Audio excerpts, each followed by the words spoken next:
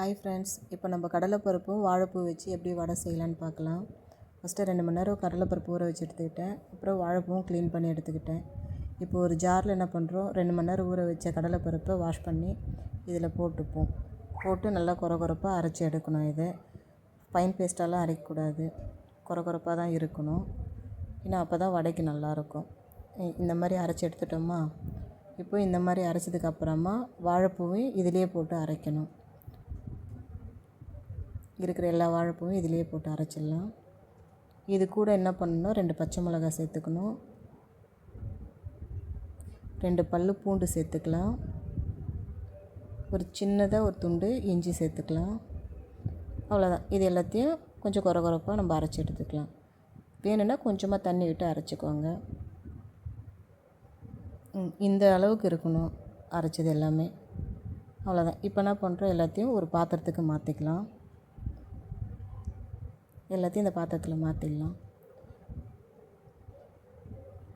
அவ்வளோதான். எல்லாத்தையும் மாற்றினதுக்கப்புறமா இது கூட என்ன பண்ணணும், சின்னதாக கட் பண்ணி வச்சு வெங்காயம் கட் பண்ணி போட்டுக்கலாம். அதுக்கப்புறம் கட் பண்ண கருவேப்பிலை கொஞ்சம் போட்டுக்கலாம், மல்லித்தழை போட்டுக்கலாம், கொஞ்சமாக சோம்பு,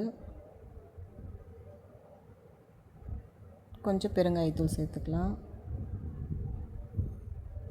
இது கூட நம்ம டேஸ்ட்டுக்கு ஏற்ற மாதிரி கொஞ்சம் சால்ட்டாக ஆட் பண்ணிக்கலாம். அவ்வளோதான். இப்போ இது எல்லாத்தையும் நல்லா மிக்ஸ் பண்ணுங்க. வெங்காயம் மாவு எல்லாமே ஒன்றா மிக்ஸ் ஆகணும். அது வரைக்கும் நல்லா மிக்ஸ் பண்ணிக்கோங்க. உப்பு இருக்குதான்னு பார்த்துட்டு செக் பண்ணிக்கோங்க. அப்புறம் நான் கடாயில் இப்போ ஏற்கனவே எண்ணெய் ஊற்றி வச்சுருக்கேன். அடுப்பத்தை வச்சுக்கலாம். எண்ணெய் நல்லா சூடாகணும். சூடாகிடுச்சான்னு பார்த்துக்கலாம். சூடாகிடுச்சு. இப்போ நம்ம எந்த அளவுக்கு சைஸ் வேணுமோ அந்த அளவுக்கு அந்த மாவு வடை மாதிரி தட்டி எண்ணெயில் போட்டு எடுக்க வேண்டியது தான். ஒரு சிலர் இதை கட் பண்ணி போடுவாங்க வாழைப்பூவை. நான் அரைச்சி தான் போடுவேன். ஏன்னா என் பசங்க கட் பண்ணால் சாப்பிட மாட்டானுங்க, தெரிஞ்சிடும். அதை உட்காந்து அரைச்சி பண்ணுவானுங்க, பார்த்தோன்னே வேணான்றவனுங்க. அதுக்காக தான் நான் பேஸ்ட் மாதிரி அரைச்சிடுவேன். தெரியாது அதில் வாழைப்பூ இருக்கிறது. உங்கள் வீட்டில் இந்த மாதிரி பிள்ளைங்க இருந்தால் கமெண்ட் பண்ணுங்கள், எத்தனை பேர் இருக்காங்கன்னு பார்க்கலாம். அவ்வளோதான் ஃப்ரெண்ட்ஸ். இப்போ 2 நிமிஷம் வந்தோடனே திருப்பி போட்டு மறுபடியும் ஒரு 2 நிமிஷம் வேக விடுங்க. அவ்வளோதான். இப்போ ரெடி ஆகிடுச்சு. நம்ம எடுத்து சூடாக வச்சு சாப்பிட வேண்டியது தான்.